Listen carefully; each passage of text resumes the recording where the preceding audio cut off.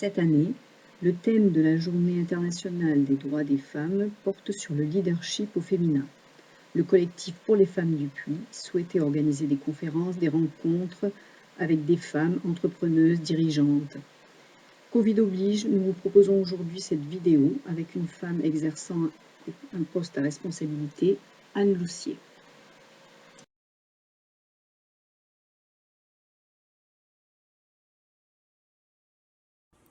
Mon poste actuel est directrice générale des services dans une commune des Bouches-du-Rhône. C'est l'appellation traditionnelle pour directeur général au sein d'une collectivité territoriale.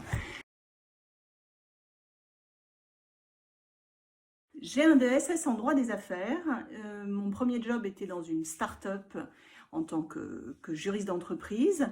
Puis, un peu curieuse, j'ai voulu essayer, on m'a proposé quelque chose de très intéressant qui était un poste de chef de projet dans le cadre de renouvellement urbain, d'un gros projet en rue, de renouvellement urbain dans le sud de la France, qui m'a amené par un étonnant hasard de rencontre à exercer par la suite un poste de direction générale adjointe de plusieurs librairies papeteries et d'organiser des salons du livre.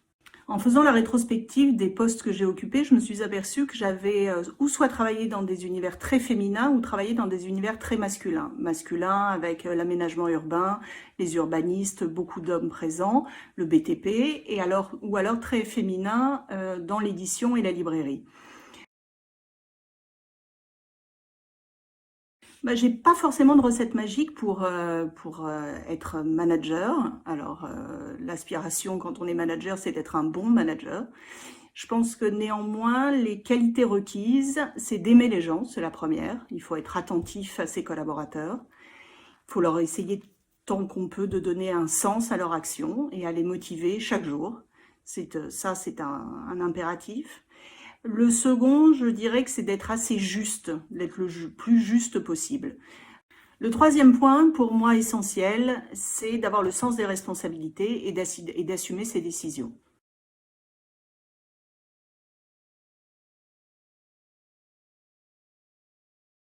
Et je voulais, alors, être une femme pour diriger, en quoi est-ce une qualité ou en quoi ce serait un obstacle? Je dois avouer qu'avant cette interview, je me suis jamais réellement posé cette question, en tout cas en ces termes. J'ai des qualités et des défauts à peu près comme tout le monde. Dans un contexte professionnel, je ne mets pas en avant mon sexe. C'est-à-dire que je ne suis pas avant tout une femme, je suis avant tout une fonction. Et que j'essaie d'assumer, et indépendamment de savoir si je pense qu'on convainc grâce à l'attention qu'on porte aux autres, à ses compétences, à ses idées. On agrège les gens autour de soi grâce à elles, indépendamment de savoir si on est un homme ou une femme. Dans ma carrière, j'ai pu avoir des dirigeants au-dessus de moi qui étaient hommes ou femmes, et c'est indépendamment de leur sexe qu'ils ont été des bons ou de mauvais dirigeants. Les obstacles rencontrés dans la vie professionnelle des femmes, souvent, à partir d'un certain âge, c'est effectivement la juxtaposition de la vie professionnelle et de la vie familiale. Elles restent souvent plus en charge de la gestion des enfants au quotidien, et c'est vrai que lorsqu'on a une profession très prenante, une activité où on doit faire de nombreuses heures, il y a une forme de sacrifice sur une part d'activité. Alors certaines choisissent effectivement leur vie professionnelle, d'autres plus leur vie familiale. J'ai pas d'empathie particulière pour les femmes dirigeantes. Je considère qu'à partir du moment où on a la volonté d'être dirigeant, on fait un choix. Et dans tout choix, il y a du sacrifice, toujours. J'ai une petite anecdote qui m'avait marquée. Il y a quelques années, j'ai suivi avec 12 autres personnes un stage sur la reprise d'entreprise. Et pour être absolument franche, il y avait 11 hommes et 2 femmes uniquement. Et pour la reprise d'entreprise, les femmes sont assez peu candidates.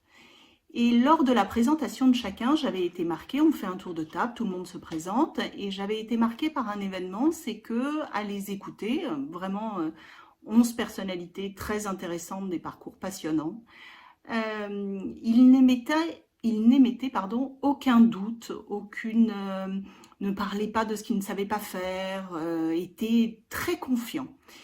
alors que ma voisine et moi, on se présente, et effectivement, ils ont attiré notre attention là-dessus. Nous nous sommes définis toutes les deux sur nos manques, ce qu'on ne savait pas faire, là où on ne se sentait pas performante ou pas compétente. Et ça a été assez riche en enseignements sur la capacité qu'on avait parfois à pas se mettre en avant. Et ça, c'est un énorme obstacle pour nous et il faut vraiment travailler là-dessus. Les femmes et le Covid, c'est quand même pour mémoire, le premier confinement, la particularité, c'était que les enfants n'avaient pas école. Donc il a fallu mener à la fois sa vie professionnelle, l'organisation familiale. Et c'est vrai que c'était pas forcément évident pour les femmes mères de famille et professionnelles. Quand on parle de réussite ou quand on parle de performance, on ne voit que les bons côtés, c'est-à-dire les places acquises, les rémunérations, les avantages, le succès, la renommée, ce genre de choses.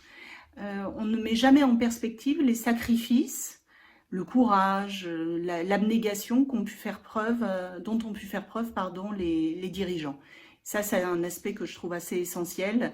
Ce n'est pas facile d'y parvenir, mais c'est un choix. Donc, ils assument leur choix, mais il faut aussi leur reconnaître ces sacrifices-là.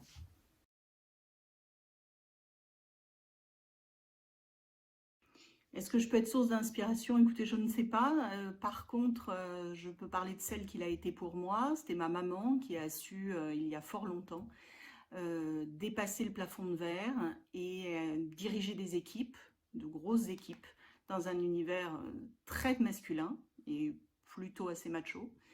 Et le conseil que je pourrais donner quand même, c'est de ne pas se limiter. Les limites, on se les met souvent nous-mêmes. Et il faut écouter ce qu'on est nous et ce dont on a envie. Et à partir de ce moment-là, je pense que beaucoup, beaucoup de choses sont possibles.